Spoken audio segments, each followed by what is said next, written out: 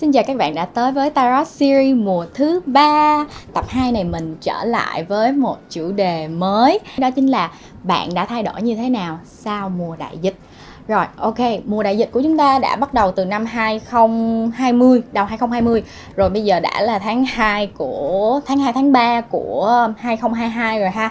Thì để xem những tụ chung và thông điệp của mình mang đến cho các bạn và chính vũ trụ của các bạn đã cho các bạn biết là sự thay đổi của các bạn đã chuyển biến như thế nào trong thời gian vừa qua nha.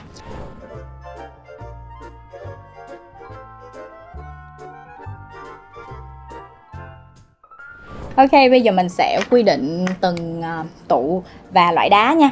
Đầu tiên thì chắc chắn là mình sẽ chọn một quả cầu thạch anh hồng, tại vì đây là một trong những cái loại đá mà mình yêu thích nhất á. Ok, thứ hai thì mình sẽ chọn quả trứng đi. Ok, thạch anh hồng nhưng mà là dạng quả trứng. Ok, quả cầu thứ ba là fluorite xanh. Ok, rồi các bạn chọn tụ nào trong 3 tụ này?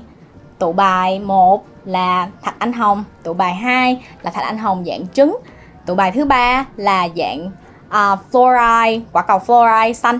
Ok, các bạn có thể nhắm mắt lại và các bạn chọn cho mình một cái thông điệp nào đó mà vũ trụ đã lôi kéo các bạn, kiểu như là hút các bạn tới cái tụ bài đó.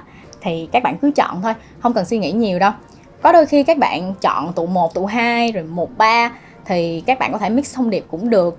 Và nhớ là hãy lấy những cái thông điệp mà có liên quan tới bản thân mình nhiều nhất có thể nha. Ok. Chào mừng các bạn đã quay lại với tụ bài đầu tiên của chúng ta trong chủ đề ngày hôm nay. Bạn đã thay đổi như thế nào sau đại dịch? Ok, rồi chúng ta sẽ bắt đầu lật bài trước nha.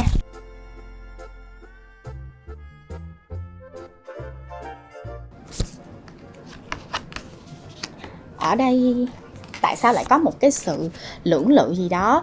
Tại vì cái cách mình trải bài nha, thì đôi khi mình lật bài lên mà mình kiểu lật qua rồi suy nghĩ có nên lật mặt này hay mặt kia không, thì đó cũng là một lý do. Đã có một cái sự lưỡng lự gì đó trong quyết định của các bạn ở tụ 1. Các bạn mang năng lượng của thạch anh hồng tình yêu. Ở đây có một năng lượng tình yêu rất là rõ rệt mình thấy, nhưng mà cũng có một cái sự lưỡng lự không ít đâu. Lý do đầu tiên á, thì mình sẽ cho các bạn xem thử ha. Lá bài Two of Cups nhưng nó lại ngược. Nếu các bạn lật Two of Cups như thế này thì sẽ là tình cảm hai người hướng về nhau. Nhưng có vẻ trong mùa đại dịch vừa rồi ấy, tình cảm của hai bạn đã bắt đầu kiểu như là có sự xa cách. Có thể là do khi mà đại dịch xảy ra rồi chúng ta không có thể gặp nhau, không có nhiều sự giao tiếp, rồi các bạn xa mặt cách lòng. Đó là một điều không thể tránh khỏi, và đó là tạo nên những cái điều mà lăn tăn trong lòng các bạn ấy.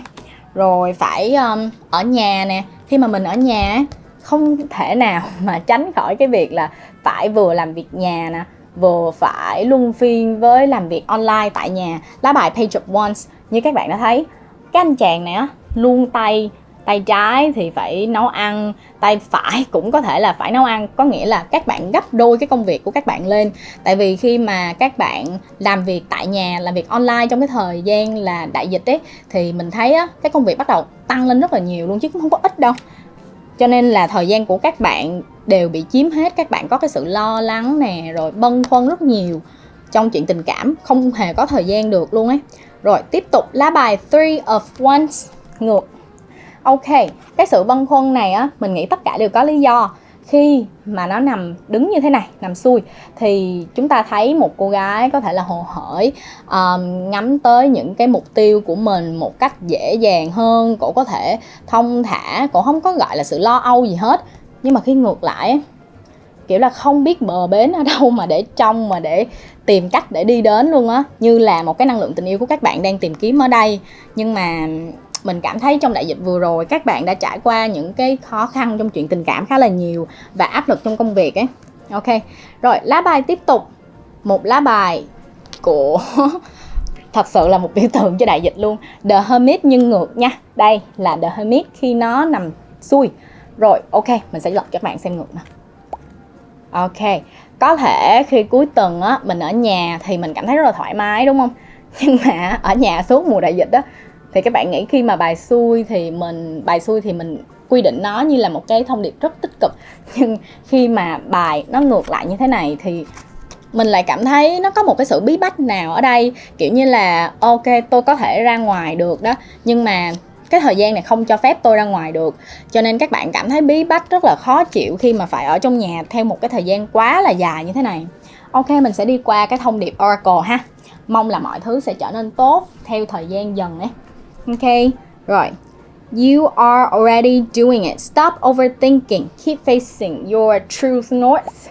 Ok, lá bài này mang ý nghĩa là bạn đã và đang trên cái con đường của bạn để vượt qua cái đại dịch, vượt qua cái thời gian khó khăn này rồi. Cho nên là lá bài Oracle này cũng đã cho các bạn một cái thông điệp là bạn đang dần trưởng thành hơn trong cái con đường của các bạn để vượt qua đại dịch. Các bạn đã và đang luôn, chứ không phải là chỉ mới bắt đầu đâu. Đã rồi, cho nên là đừng có buồn, đừng có rầu, sẽ có đường đi ra thôi mà. Ok, lá bài Oracle thứ hai nha. Pleiades, double mission, channeling and uplifting humanity. Ok, dù là một lá bài nói về một cái tín ngưỡng tâm linh hơi cao, nhưng mà đối với mình á, mình lại dịch lá bài này theo kiểu là các bạn á nên để cho tâm hồn mình được thoải mái, bay bổng một xíu, kiểu như là để cho tinh thần mình nó không có bị đè nặng quá nhiều về việc là tôi bị mắc kẹt ở nhà.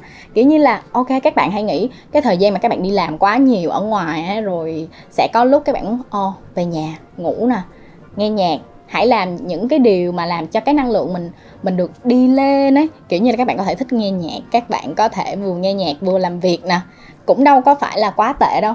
Hãy hướng bản thân mình theo một cái hướng tích cực hơn nha, đừng có bâng khuâng nhiều quá. Ok, đây, self, lá bài Oracle thứ 3, self. Khi thời gian ở nhà này, các bạn đã bao giờ nghĩ đến cái việc là bản thân mình được phép cho mình một thời gian nghỉ ngơi, một thời gian gọi là chăm sóc, tự yêu thương bản thân mình, một cái phong trào quá là nổi bật luôn mà, self love, yêu bản thân mình hơn. Ở đây có một thông điệp cho các bạn: if beating yourself up work you be thin, rich and happy, try loving yourself instead. Đừng có bắt buộc bản thân mình chạy theo những cái phong trào, ví dụ là tôi mắc kẹt ở trong nhà rồi, tôi muốn đi ra ngoài. Nhưng mà đã có lúc các bạn muốn ở trong nhà mà, đúng không? Thì ở trong nhà thì các bạn có thể nhiều khi chill, xem phim nè, đắp mặt nạ nè, làm những cái việc mà mình thích nhất có thể. Chứ đâu có phải là người ta than về đại dịch thì các bạn cũng phải than đâu, đúng không? Cho nên là hãy dành thời gian yêu thương bản thân mình nhiều hơn, đừng có suy nghĩ nhiều quá nha. Stop overthinking đó, cái đó là thông điệp của vũ trụ, của chính các bạn mang lại cho các bạn. Rồi, lá bài Oracle tiếp theo, mình có action. Thời gian này á, đã là 2022 rồi, mình cảm thấy các bạn đã bước ra khỏi cái vùng mà bị giam cầm bởi đại dịch ấy. Con Covid này nó thật sự nó đã là một cái điều mà làm ai cũng phải bâng khuâng hết. Kiểu như là phải làm gì khi mà sau đại dịch, làm sao để giao tiếp với mọi người, làm sao để kết nối lại ấy. Kiểu như là hơi bị ngượng ngùng ấy. Nhưng mà không sao. Ở đây có một thông điệp là baby steps are still steps and they are better than standing still. Làm quen từ từ thôi mà, đâu có sao đâu. Từ từ từng bước nhỏ thôi rồi sẽ quen lại. Đôi khi sẽ có những cái sự ngượng ngùng trong giao tiếp, nhất là trong câu chuyện tình cảm của các bạn. Tại vì ở đây mình thấy á, các bạn đã thay đổi khá là nhiều trong cái chuyện tình cảm. Các bạn đã nhìn nhận nó theo một cái hướng tốt hơn, và các bạn muốn để cho bản thân mình là hành động những cái điều mà nhỏ để cho mối quan hệ mình được tiến lên một bước gọi là tích cực hơn, đừng có bị cản trở bởi những cái khó khăn đã có trong cái thời gian dịch vừa qua. Ok. Và đương nhiên thông điệp gần cuối thôi. Thông điệp gần cuối, Oracle gần cuối, mình đã có một lá bài love. Rồi, love people, love them with all your heart, just be sure to love yourself first. Rồi, ok, như các bạn đã thấy, cứ yêu thôi, đâu có gì đâu. Đó là một cái khó khăn các bạn đã trải qua trong mùa đại dịch. Cái thời gian đó các bạn đã không thể giao tiếp với nhau, các bạn đã không thể kết nối với nhau một cách gọi là gần gũi được, rồi đã có những cái cãi vã xảy ra. Nhưng mà mình nghĩ yêu thì cứ yêu thôi, mình kết nối từ trái tim với trái tim chứ đừng có suy nghĩ nhiều quá. Các bạn ở tụ 1 này nha, mình cảm thấy các bạn suy nghĩ nhiều lắm luôn á. Nhưng mà các bạn biết đó, khi chuyện xảy ra thì đâu phải nó có thể xảy ra theo cái logic các bạn sắp xếp đâu, đúng không? Khi mà kết nối giữa người với người mà, đúng không? Ok, tiếp tục. Lá bài từ bài học từ loài mèo tinh khôn, appreciate what you have. cứ biết ơn và cảm thấy trân trọng những điều mình đang có đi. Ok, những cái khó khăn vượt qua trong mối quan hệ của các bạn, trong công việc của các bạn luôn nữa, những cái kết nối đó đã gây ra những cái điều mà có thể là chia cách các bạn đối với những cái kết nối này, nhưng mà hãy biết ơn điều đó để các bạn có thể trân trọng những mối quan hệ này hơn, để cho các bạn biết đánh giá là cái mối quan hệ này thật ra rất là quan trọng với mình, cho nên mình đã suy nghĩ rất nhiều, và từ từ rồi mình sẽ tìm ra cách, từng bước các bạn sẽ kết nối lại với nó một cách tự nhiên thôi, đừng suy nghĩ nhiều quá nha. Rồi ok, thì mình cảm thấy các bạn ở tụ 1 là những người rất là tình cảm luôn á, suy nghĩ rất nhiều, sợ ảnh hưởng tới các mối quan hệ, nhưng mà mình cảm thấy các bạn đã và đang bước ra khỏi cái vùng mà an toàn của mình để cho cảm xúc của mình được trỗi dậy một cách tự nhiên hơn rồi đó. Rồi bây giờ tiết mục đặc biệt nhất của chúng ta là chữ viết, để chúng ta có thể xem được năng lượng ha. Ok, rồi mình sẽ ghi tụ 1. Ok, mình chỉ ghi tiếng Anh tắt thôi nha, để cho nó đừng có bị ngắn quá. Mình sẽ ghi là after pandemic để xem năng lượng như thế nào ha. Ok, như mình thấy ở đây thì tụ 1 đúng là cái năng lượng lúc nào cũng bị chập chờn, như các bạn thấy mực không hề đi đều nét luôn. Và chữ viết cũng là chữ viết thường, các bạn không hề tự tin trong các mối quan hệ của các bạn hiện tại đâu nha. Mình cảm thấy các bạn lo lắm luôn, kiểu như là mở lòng để cho nó đi, nhưng cũng có lúc các bạn do dự là kiểu ok, mình nên làm gì với mối quan hệ này ta, suy nghĩ là nên làm hướng này hay làm hướng kia, có nên nói nhiều hay là nhắc nhớ về những cái trục trặc đã có trong cái thời gian dịch vừa qua không. Đây các bạn nhìn đi, mực của chúng ta chảy không có đều, nhưng mà các bạn lại là người rất tình cảm. Lý do các bạn có thấy những cái nét của mình ở đây không? Nó không phải là thẳng đứng hoàn toàn đâu, mà là lúc lên lúc xuống, lúc lên lúc xuống, và là chữ viết thường. Cái tôi các bạn không hề cao, đôi khi lại tự ti về bản thân mình khá nhiều, là suy nghĩ cho cảm xúc của người khác ấy. Đúng là các bạn là một người sống rất tình cảm ha, nhưng mà không sao. Mình cảm thấy á, chữ C, chữ cờ ấy, trong ở cuối này á, mình thấy mực nó chạy rất đều và cái nét cuối của nó đi lên rất cao, cho nên mình cảm thấy mọi chuyện rồi sẽ suôn sẻ thôi. Ok, chào mọi người. Bây giờ mình sẽ đi tiếp qua bên tụ bài số 2 ha. Tụ bài này có một điều rất là đặc biệt nha mọi người. Cái hình dạng của đá thạch anh hồng vẫn là thạch anh hồng, nhưng mà cái màu sắc của nó nhạt hơn. Các bạn nhìn đi, nó nhạt hơn rõ ràng. Và một cái nữa là nó có dạng hình trứng. Mình nghĩ mọi thứ đều có lý do, nhưng mà mình muốn xem cái lá bài để mình có thể giải thích được cái điều này rõ ràng hơn nha.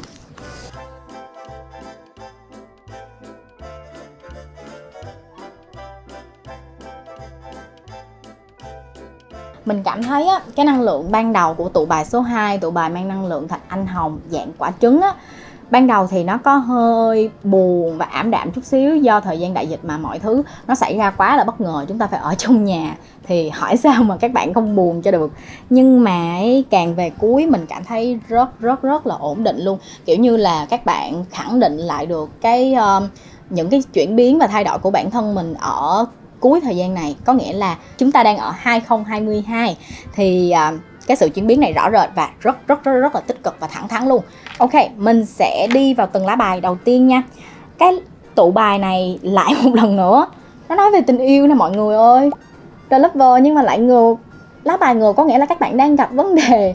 Rồi một cái nữa, mình nghĩ á, cái tụ bài này mang một cái quả trứng, vì có vẻ như là đây là level 2 trong cái game tình yêu á, còn tụ bài số 1 là cái sự mới chớm nở của một cái câu chuyện tình cảm. Còn đây đã là cái câu chuyện tình cảm mà tính bằng số năm rồi, bắt đầu từ 1 năm, 2 năm, 3 năm. Với lại nữa, The Lovers nó mang ý nghĩa về tình yêu thẳng thắn hơn là đối với Two of Cups là 2 ly nước, và nó đầy lên ấy, kiểu như là có kết nối thôi chứ không có nhiều bằng The Lovers. Ok, tiếp tục nha. Mình cảm thấy á, đúng là kết nối này đã có một thời gian rất là lâu rồi. Mình cảm thấy có lá bài The World, nhưng The World này không có thể nào xuôi được mà nó ngược. Có thể là cái sự hoàn mỹ, những cái sự cân bằng và ổn định của các bạn trong mối quan hệ á, bắt đầu nó bị đảo lộn hết. Các bạn kiểu như là không gặp được nhau nè, có những tranh cãi mà không thể có được một cái hồi kết. Các bạn có thể là sự im lặng nữa. Tại vì the world là một sự mỹ mãn nào đó, nhưng mà ở đây mình không cảm thấy mỹ mãn. Tại vì the world nhưng hoàn toàn lật ngược lại, thì mình cũng không biết phải nói như thế nào. Nhưng mình cảm thấy được một năng lượng rất thẳng thắn để đối diện với vấn đề của các bạn. Knight of Wands. Lá bài này để nói tới một cái thái độ thẳng thắn và những cái quyết tâm để giải quyết vấn đề sau khi đại dịch đã hạ nhiệt rồi. Thì mình cảm thấy các bạn trong tụ bài số 2 này á, nếu các bạn là mang năng lượng nam, hoặc các bạn là một người nữ đi nhưng mà các bạn mang năng lượng nam tính một chút xíu, thì các bạn cũng có thể là một người thẳng thắn đối diện với vấn đề á. Chỉ là các bạn nhìn nhận với nhau để có thể cùng nhau vượt qua cái thời gian khó khăn vừa rồi. Và mình cảm thấy cái thời gian này càng ngày các bạn càng đi lên một cái mức cân bằng và tích cực á. So với lá bài đầu tiên Four of Cups, mình cảm thấy rất là tệ luôn á. Kiểu như là khi mới bước vào cái thời gian đại dịch, các bạn suy nghĩ nhiều mà không phải là theo hướng tốt, mà là suy nghĩ nhiều tiêu cực, sẽ có những cái hướng mà làm cho mối quan hệ phải gọi là tan thành mây khói luôn ấy. Cho nên mình cảm thấy khi cái thời gian này các bạn đã và đang đối diện rồi, nên mình cảm thấy rất là tuyệt vời. Ok, tiếp tục mình sẽ đi tới cái lá bài Oracle của mình nhé. Needs. Thì đúng là needs thật sự.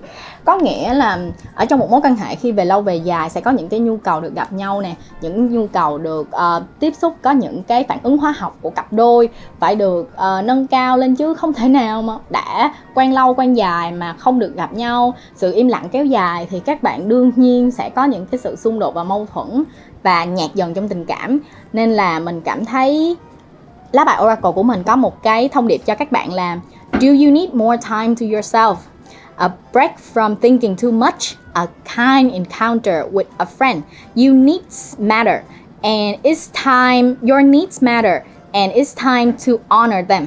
Có nghĩa là các bạn cũng hãy quay về những cái nhu cầu thiết yếu, nhưng mà không phải là khi mà có vấn đề xảy ra thì chỉ tập trung vào vấn đề thôi. Đừng, cái thời gian đó chỉ có thể là các bạn càng ngày càng làm cái vấn đề của các bạn căng thẳng hơn mà thôi.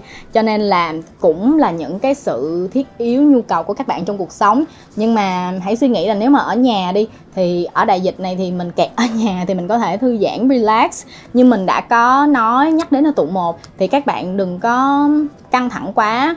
Rồi có thể video call mà, đâu phải là các bạn bị chặn đứng cái kết nối luôn đâu, đúng không? Ok, rồi ở đây thì mình cảm thấy hãy dành cái thời gian cho bản thân mình. Đôi khi các bạn kết nối quá nhiều nhưng mà thời gian này các bạn đối diện với chính các bạn còn không có nữa. Hãy nhìn nhận bản thân mình nhiều hơn, dành thời gian cho bản thân mình trong đại dịch vừa rồi. Và các bạn sẽ cảm thấy trân trọng hơn rất là nhiều khi cái thời gian sau này á, thời gian sẽ trôi qua nhanh hơn và các bạn nhiều khi còn không có thời gian cho chính bản thân mình nữa. Cho nên đại dịch nhiều khi cũng không phải là quá tệ đâu ha. Ok, energy. Ở đây mình có energy. Energy là một cái năng lượng mà nó mang thông điệp là stop trying to please everyone. Everyone is a whole lot of people. Protect your energy. Ok, ở nhà đại dịch thì thời gian cho các bạn là hãy bảo dưỡng năng lượng của chính bản thân mình đi. Đừng có dành nó cho những cái việc quá tiêu cực, suy nghĩ về những cái vấn đề quá nhiều ha. Rồi đừng có nghĩ là ok, cái mối quan hệ này quá là rắc rối rồi, bây giờ làm sao để tôi có thể vượt qua được, cái mối quan hệ này làm sao để nuôi lớn nó được. Ok, đừng có suy nghĩ tới những cái vấn đề đó nữa, đừng có rắc rối quá. Đừng có nghĩ là mình phải làm hài lòng cái mối quan hệ này hoặc làm hài lòng đối phương, mà hãy để cho cái năng lượng mình được cân bằng hơn thì cái mối quan hệ này tự động sẽ tốt lên thôi các bạn. Và hiện tại như mình cũng đã nhắc đến, ở thời điểm hiện tại các bạn đã thẳng thắn đối diện rồi, thì đó là cái cảm xúc của các bạn đã được nâng lên do năng lượng của các bạn đã được bảo dưỡng một cách tốt nhất có thể trong thời gian vừa qua. Nên mình cảm thấy các bạn đã lựa chọn rất đúng đắn luôn. Ok, Warrior Woman. Ở đây mình cảm thấy các bạn nữ và các bạn nam đều mang một cái năng lượng đối diện. Các bạn không bao giờ ngại đâu, ngại để nói về là cái thời gian vừa qua mình cãi nhau quá nhiều, thời gian vừa qua mình như thế này như thế kia, kiểu như là chỉ focus vào những điều tiêu cực. Không nha, các bạn cũng có nhắc đến, nhưng thay vào đó mình cảm thấy các bạn nhắc đến để cho cái năng lượng của cặp đôi của các bạn á, được tăng lên.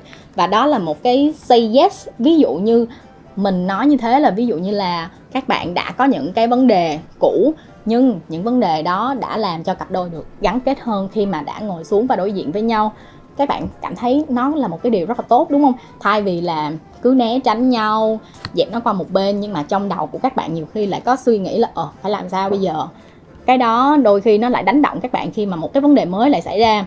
Cho nên là hãy say yes và đối mặt với những cái vấn đề của các bạn một cách thẳng thắn, để sau này có thể điều gì cũng có thể vượt qua một cách dễ dàng, và cũng có thể say yes, say yes, say yes như vậy ha. Ok, lá bài cuối cùng, be independent. Be independent ở đây có nghĩa là hãy tự lập. Mình không có nghĩ là tự lập trong vấn đề tài chính đâu, mà là tự lập trong vấn đề là hãy dành thời gian một mình nè, và tự lập trong cảm xúc của chính bản thân mình. Đôi khi cái sự cân bằng và tự lập trong chính bản thân các bạn á, sẽ làm cho mối liên kết của cả hai các bạn, những cái đường dây để kết nối mà chúng ta không thể nào nhìn thấy được, đó là những cái tần số ấy, nó sẽ được nâng cao một cách tự nhiên thôi. Các bạn không cần phải cố gắng quá nhiều, đừng đẩy logic vào đây. Mình cảm thấy các bạn ở tụ 2 á, những cái sự tròn đầy ở trong các năng lượng của các bạn là được tạo nên từ cái sự thẳng thắn đối diện vấn đề á. Các bạn ít suy nghĩ hơn tụ 1 rất là nhiều á. Ok, tiết mục rất là đặc biệt tiếp theo, mình sẽ tiếp tục ghi chữ viết của mình để xem năng lượng của các bạn ở tụ 2 ha.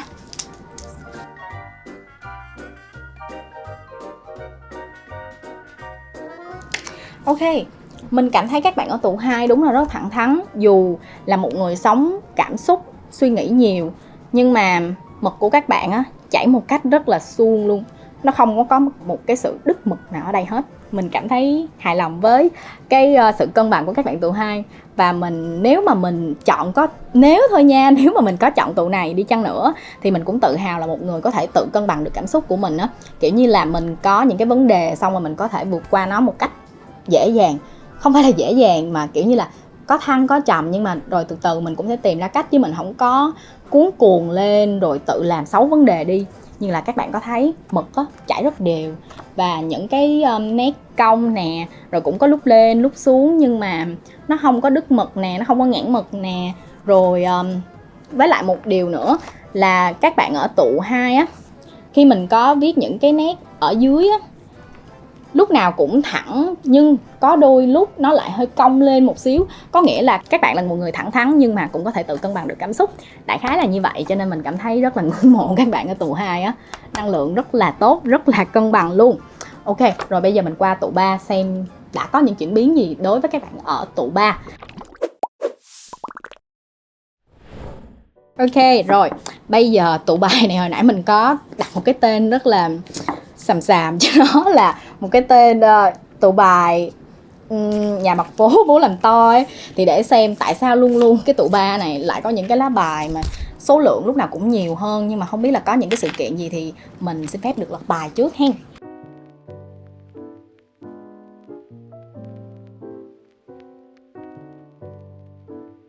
Rồi bây giờ mình sẽ bắt đầu giải thích nha. Các bạn ở tụ 3, mình nghĩ đây là một cái câu chuyện hoàn toàn dài hơn, chứ không phải là do có sự thiên vị nào từ vũ trụ của chính các bạn gửi tới các bạn đâu. Và đây cũng là một cái câu chuyện mà mình rất là ngưỡng mộ luôn, cái năng lượng rất là tích cực nha. Bài thì là bài xui, nhưng cũng có những cái lá bài á, nó mang cái năng lượng xấu, nhưng mà ở là khởi đầu. Vì các bạn biết mà, khi mà đại dịch bùng ra rồi thì cái sự bất ngờ đó nó đánh úp mọi người, thì mọi người không có ai mà có thể đỡ kịp hết. Thì cái khởi đầu như vậy, nhưng mà cuối lúc nào cũng là ở 3 tụ mình cảm thấy một cái năng lượng chung là một cái sự đủ đầy trong cái cảm xúc của các bạn á. Đầu tiên á, mình thấy các bạn ở tụ 3 đa phần là nữ nha.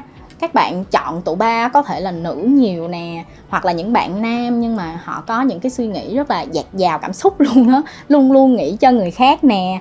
Rồi mình cảm thấy á, cái mối quan hệ này á, đôi khi á, cũng là đã có cái sự đổ vỡ rồi. Vì mình cảm thấy 3 tụ ở trong chủ đề lần này đều mang một cái năng lượng về tình cảm rất là nhiều, rất là dạt dào và luôn luôn có vấn đề. Nhưng mà ở đây mình cảm thấy Six of Swords là một cái khó khăn mà các bạn đang cố gắng vượt qua hàng ngày trong đại dịch luôn á.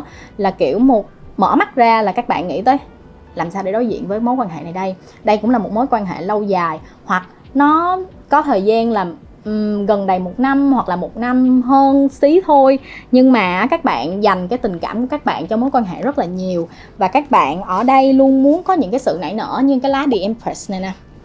Các bạn luôn nghĩ là phải làm sao cho mối quan hệ này được nó nảy mầm nhiều hơn. ngưng lại những cái khó khăn đang và phải đối diện với nó trong đại dịch vừa rồi, như lá bài Six of Swords vừa rồi, thì mình cảm thấy các bạn là một người tìm mọi cách. Khi mà bí bách quá không biết làm sao thì các bạn làm gì? Như chúng ta đã biết thì chúng ta sẽ đi xem tarot.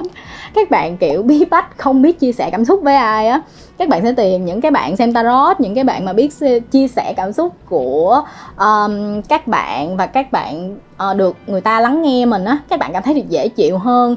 Và sau đó mình cảm thấy tụ bài số 3, các bạn tìm một cái người mà hợp lý để lắng nghe, rồi các bạn được trải lòng ra về mối quan hệ của mình nữa nè. Cho nên mình cảm thấy trong mối quan hệ tình cảm của các bạn thì cái người mà xem bài ấy, cái người mà xem tarot cho các bạn đã đóng một vai trò rất là quan trọng á, kiểu như là kích thích cái cảm xúc của các bạn để cho nó phát triển nè, để cho các bạn trong mối quan hệ được bền vững hơn. Khi mà đã có những cái nứt nẻ trong cái mối quan hệ rồi á, rạn nứt chứ, gọi là nứt nẻ thì ghê quá. Ok, rồi khi đã có những cái sự rạn nứt trong mối quan hệ, khó khăn cần vượt qua, nhưng mà nhờ một người lắng nghe, một cái ý kiến bên ngoài, cái góc nhìn bên ngoài, họ nhìn vào mối quan hệ của các bạn, thì đôi khi các bạn ngẫm nghĩ lại, họ là một người bên ngoài nhưng mà họ nhìn vào mối quan hệ của mình thì nó không có quá tới nỗi tiêu cực đâu. Nhưng vì là ai khi mà trong đại dịch á, ở nhà họ cũng chán đúng không? Suy nghĩ không có chuyện này làm thì lôi chuyện khác ra suy nghĩ, phải làm cho nó có vấn đề. Cái chuyện đó hoàn toàn bình thường, các bạn đừng có nghĩ là đó là một chuyện quá xấu. Tại vì con người mình lúc nào những cái tần số trong cảm xúc của chúng ta lên nè xuống, lên xuống, thì cái chuyện đó hoàn toàn bình thường. Nhưng cuối cùng thì các bạn đã chọn một cái kết hoàn toàn tốt đẹp cho mối quan hệ của các bạn, thì đó là một chuyện tích cực mà, đúng không? Đâu có gì đâu mà phải suy nghĩ quá nhiều về quá khứ. Luôn luôn hãy đối diện với cảm xúc mình một cách thẳng thắn và lắng nghe người khác nhiều hơn. Mặc dù là các bạn lắng nghe cái cảm xúc của người khác nhưng mà lại suy nghĩ theo cách của bản thân các bạn kiểu như là không có nghe rồi để đặt để vào đó rồi để tìm ra giải pháp, mà các bạn lại chọn giải pháp của chính các bạn trong suy nghĩ của các bạn nhiều hơn. Nhưng mà không có phải là các bạn thích gây gổ với lại cái người thương của mình đâu nha, mình không có ý đó đâu. Ok, rồi đó là những cái thông điệp vừa qua, và mình cảm thấy á, cái tụ bài cuối cùng này á, tụ bài số 3 là một cái câu chuyện hoàn toàn đẹp luôn. Bài cực kỳ xui, đã có những cái khó khăn hiện rõ lên trong cái tụ bài, nhưng mà mình cảm thấy các bạn đã chọn những cái giải pháp ok nhất, hoàn thiện nhất để cho cái mối quan hệ mình được tiến triển càng ngày càng đi lên, để các bạn có thể đi đến một cái cam kết có thể là lâu dài nè, có thể là một hôn nhân, một mối quan hệ hôn nhân, một mối quan hệ đính ước với nhau, hoặc chỉ là một mối quan hệ đã có những cái lời hứa là sẽ đi với nhau trên một chặng đường dài. Thì mình cảm thấy đó là một cái câu chuyện rất là dễ thương, đúng không? Ok, mình sẽ qua bài Oracle nha. Ok, mình ở đây nhận được một thông điệp là get grounded. Get grounded ở đây có nghĩa là mình cảm thấy các bạn đôi khi cần phải bình tĩnh lại, calm lại, có nghĩa là phải bình tĩnh lại với cảm xúc của mình. Đừng có kiểu để cho cảm xúc mình nâng cao quá. Tại vì các bạn ở tụ bài này mang lá Queen of Cups, cái năng lượng mà tình cảm của một người luôn luôn dạt dào các bạn. Mà các bạn nghĩ đi, khi mà logic với tình cảm, cảm xúc của các bạn được cân bằng á, đó là một người rất là hoàn hảo, perfect luôn, đúng không? Nhưng mà đâu ai hoàn hảo đâu. Các bạn là một người thiên về tình cảm nhiều hơn, cho nên cái chuyện đó hoàn toàn bình thường. Mình chỉ cần tìm một giải pháp phù hợp cho bản thân mình thôi. Rồi, tiếp tục break the chain. Các bạn đừng có cảm thấy tù túng quá, tại vì không phải một mình các bạn phải ở nhà đâu. Đại dịch không ai phải không trong đại dịch thì không ai có thể đi ra ngoài, chứ đâu phải một mình phải chịu cái cảnh ở nhà này đâu. Cho nên là đừng có suy nghĩ tù túng và tự giam cầm mình nhiều quá. Hãy để bản thân mình thoải mái và kết nối với mối quan hệ này nhiều nhất có thể bằng cách online. Thì mình có thể gọi video call với nhau, đâu có gì đâu mà phải xoắn nhiều quá, đúng không nào? Ok, tiếp tục đi Age of Light. Ok, video call là một cái chuyện mà rất là hiển nhiên với mọi người rồi, làm quá nhiều rồi, đâu có cần gì phải nghĩ là ở nhà rồi cái mối quan hệ này sẽ như thế nào. Các bạn là những người sống vì cảm xúc và vì trái tim của mình cơ. Nếu mà mối quan hệ của các bạn trùng xuống, công việc của các bạn cũng đi xuống luôn. Kiểu như là các bạn rất quan tâm tới những cái cảm xúc của chính bản thân các bạn và người đối diện và cái kết nối chung ấy. Cho nên là các bạn nên nhớ là không có cách này thì mình cũng sẽ tìm được cách khác mà. Khi mà các bạn đã có một cái ý chí, một cái quyết tâm rồi thì bằng một cách nào đó, đường ngắn đường dài, các bạn cũng sẽ tìm ra được cái giải pháp cho bản thân mình thôi, đâu có gì đâu. Ok, tiếp tục những lá thông điệp tiếp theo. mình sẽ nhìn chung nha, tại vì nó mang những cái năng lượng na ná nhau ấy. Ok, mình cảm thấy ở tụ bài số 3 thì các bạn đã được đưa ra những cái giải pháp, những cái phương pháp sau đại dịch nè.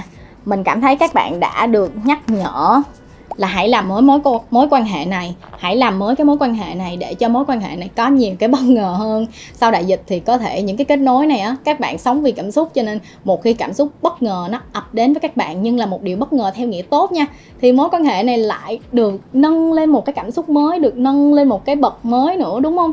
Cho nên là mình nghĩ cái thông điệp này là một cái ý kiến hoàn toàn phù hợp cho bản thân bạn ấy. Và trong mối quan hệ của các bạn có những cái mong chờ gì đó để cho người ta có thể là suy nghĩ về mình nhiều hơn, những cái cảm xúc được nâng cao hơn một cách tốt nhất có thể ha. Ok, tiếp tục. Power. Ở đây mình nhận được một cái thông điệp là power, có nghĩa là hãy cân bằng cảm xúc của mình lại, đưa một cái sức mạnh nào đó về tinh thần cho bản thân mình nhiều hơn. Đừng để cảm xúc của các bạn thống trị cái sự cân bằng, mà hãy để logic được đưa chân của nó vào cái sự cân bằng của các bạn ha, thì nó sẽ tốt hơn. Một người luôn cân bằng được cảm xúc và lý trí thì luôn luôn tốt mà, đúng không? Ok, hai lá bài tiếp theo khá là na ná nhau nè. Shine and happiness. Ai cũng sống để chọn một cái hướng hạnh phúc mà, đúng không? Đâu có ai sống mà muốn suy nghĩ nhiều rồi buồn bã đâu. Cho nên là hãy tìm cách đi bằng cách này cách nọ, có thể là cho những cái cuộc gọi bất ngờ, những cái trò đùa với nhau trong cái thời gian đại dịch. Còn qua đại dịch rồi thì hãy vui vẻ lên, đừng có suy nghĩ buồn bã nữa. Hãy để cho lý trí của mình được hoạt động một chút xíu á, kiểu như là nói chuyện với nhau, đối diện với nhau. Như tụ 2 đã làm một cái idea, một cái ý kiến cực kỳ hay ho từ tụ 2 là đối diện với nhau để giải quyết vấn đề ha. Đừng bao giờ để cảm xúc của mình làm cho cái câu chuyện tình cảm của mình thành một câu chuyện buồn nha.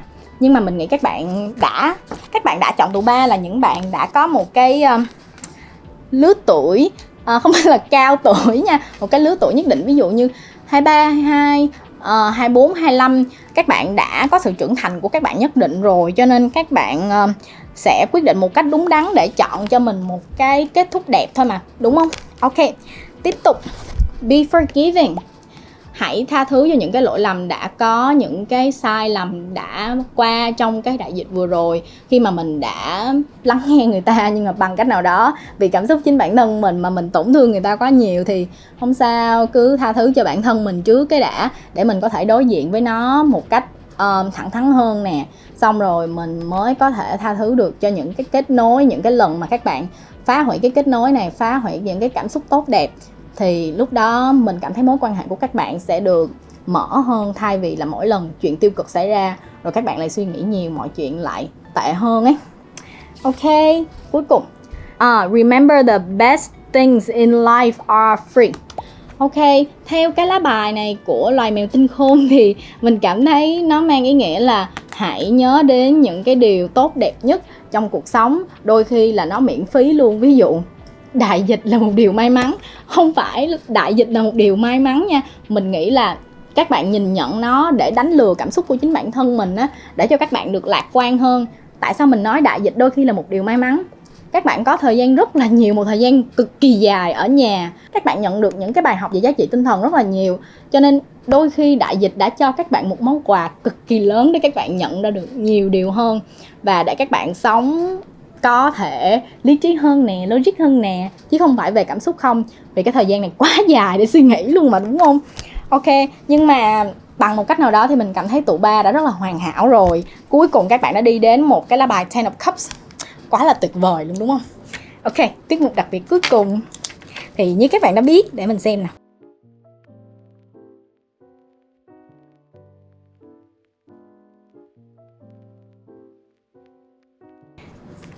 Mình xin lỗi, không phải là mình cố ý đâu, nhưng mà mình không hiểu tại sao những cái khởi đầu á nó cực kỳ ngoằn ngoèo luôn. Mực á thì nó có thể chảy không quá là đậm, không có đứt đoạn, nhưng mà nó bị nhiều nét á. Các bạn suy nghĩ nhiều rồi tự cột, tự thắt thêm những cái chi tiết rắc rối cho mối quan hệ của các bạn, cho nên là hãy thả lỏng hơn nè.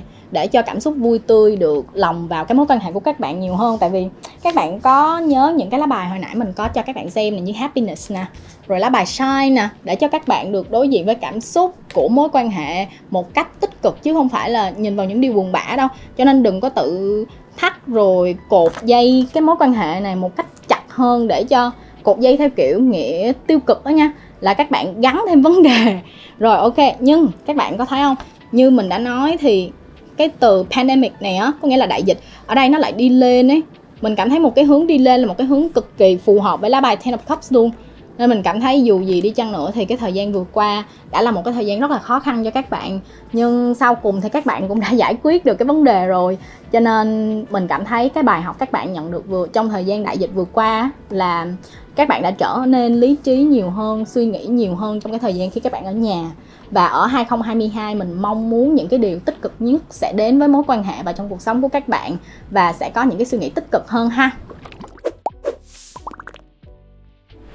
Ok, thì ở trong cái tập 3 lần này á thì mình cảm thấy sẽ có những cái điều mà không được đẹp lắm trong đại dịch vừa qua ở những cái phần khởi đầu, nhưng mà tổng thể thì các bạn cũng đã vượt qua được nó và chọn cho mình một cái giải pháp tốt đẹp nhất rồi, đúng không? Cho nên đó là một cái điều hoàn toàn tốt mà, đâu có gì xấu đâu.